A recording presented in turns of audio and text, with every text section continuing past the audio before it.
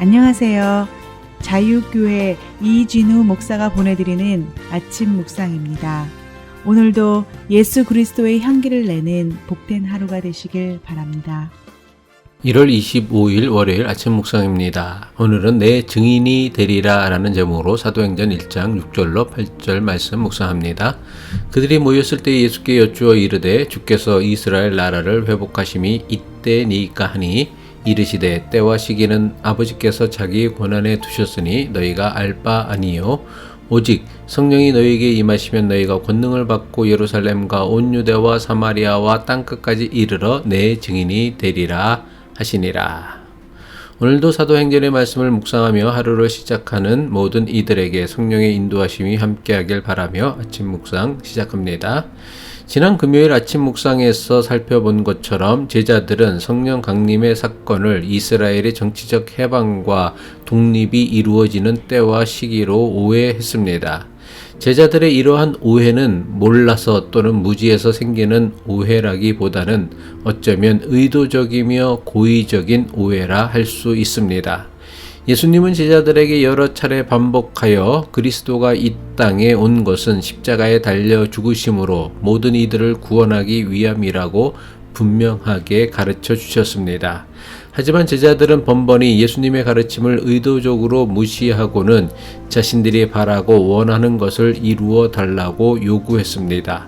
심지어 예수님께서 예고하신 대로 십자가에 달려 죽으시고 부활하신 다음 40일 동안 하나님 나라에 대해 제자들에게 가르쳐 주셨습니다. 그런데도 저들은 여전히 예수님께서 기다리라고 하신 성령 강림의 때를 이스라엘의 정치적 해방의 때라고 오해하였습니다. 이것은 바라고 원하는 내용만 다르지 지금도 똑같은 방식으로 교회와 교인들에게 나타나고 있습니다. 예수님은 하나님 나라가 가까이 왔다고 선포하셨고 땅에서도 뜻이 이루어지기를 기도하라고 가르쳐 주셨습니다. 하지만 교인들은 오로지 죽어서 가는 하나님 나라만 생각하고 있습니다. 예수님은 제자들에게 예루살렘과 온 유대와 사마리아와 땅끝까지 이르러 내 증인이 되라고 하셨습니다. 사도행전 1장 8절이죠. 오직 성령이 너희에게 임하시면 너희가 권능을 받고 예루살렘과 온 유대와 사마리아와 땅끝까지 이르러 내 증인이 되리라 하시니라. 예루살렘과 온 유대와 사마리아와 땅끝까지가 무엇을 의미하는 말씀입니까? 우리가 발을 딛고 사는 곳이라면 그 어디라도 예수 그리스도의 증인이 되는 삶을 살라는 것입니다. 하지만 오늘날 교인들은 교회로 모일 때만 크리스천으로 살려고 하고 세상에서는 일상에서는 철저히 세상의 사람으로 살아갑니다. 주님의 증인이 된다는 것은 단순히 전도나 선교를 하는 것을 의미하는 것이 아닙니다. 사도행전에서 사용된 증인이라는 단어는 구약의 율법에서 비롯된 단어입니다. 레위기 율법에 따르면 증인이 되면 자신이 본 것이나 알고 있는 것을 사실대로 증언해야 합니다. 레위기 5장 1절이죠. 누구든지 증인 선서를 하고 증인이 되어서 자기가 본 것이나 알고 있는 것을 사실대로 증언하지 않으면 죄가 되고 그는 거기에 대하여 책임을 져야 한다. 또한 증인은 반드시 진실만을 증언해야 합니다. 만약 거짓 증언을 한 경우 자신이 한 거짓 증언의 대가를 반드시 치르게 했습니다. 신명기 19장 18절로 19절의 말씀이죠.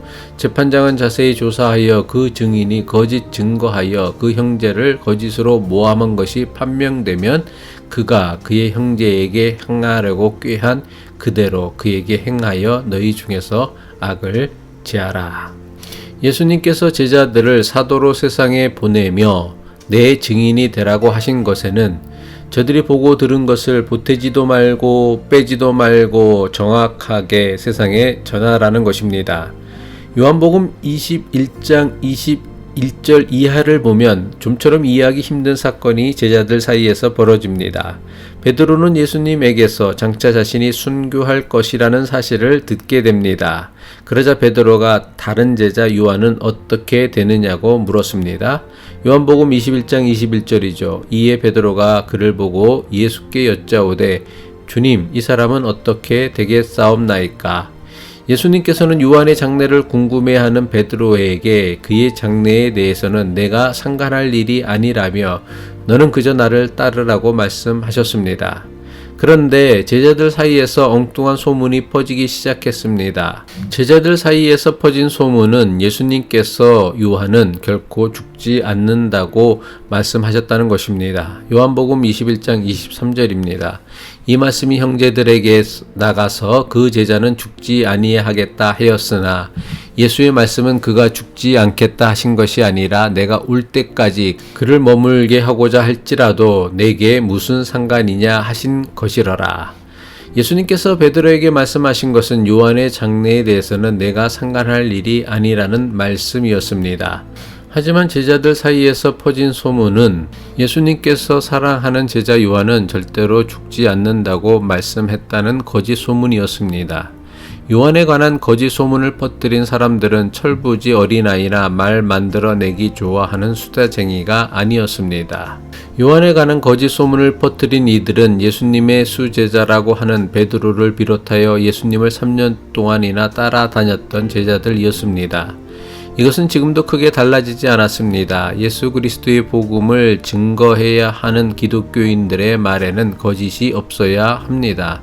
하지만 오늘날 교회의 현실은 그렇지 않습니다. 교회마다 가지고 있는 단톡방이 온갖 가짜 뉴스와 거짓 소문의 진원지가 되고 있습니다.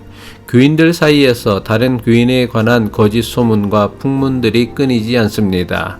가장 정확하고 정직한 말을 해야 하는 교회에서 도대체 왜 이런 일이 일어나는 것입니까? 주님의 증인이 되기보다는 자기 생각이나 주장을 말하기 때문입니다. 주님의 가르침을 전하기보다는 자기에게 유리하거나 이익이 되는 말을 하기 때문입니다. 교회를 이루는 교인들이 주님의 증인이 되려고 하지 않고 자기의 증인이 되려고 하면 교회는 반드시 헛되고 거짓된 소문이 난무하는 가장 추한 집단으로 전락하고 말 것입니다.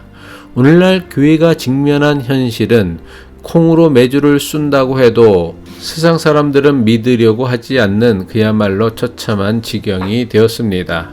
요한복음에서 거짓 소문이나 퍼뜨리는 제자들이 사도행전에서는 저들이 가는 곳마다 복음의 능력이 나타날 수 있었던 이유가 무엇입니까? 그것은 저들이 자신들의 이익이나 욕심을 따라 거짓 소문을 퍼뜨리는 거짓 증인이 아니라 오직 예수 그리스도의 증인이 되는 삶을 살았기 때문입니다. 예수님께서 말씀하신 내 증인이 되라는 말씀은 단지 저들이 보고 들은 것을 말로만 전하는 사람이 되라는 말씀이 아닙니다.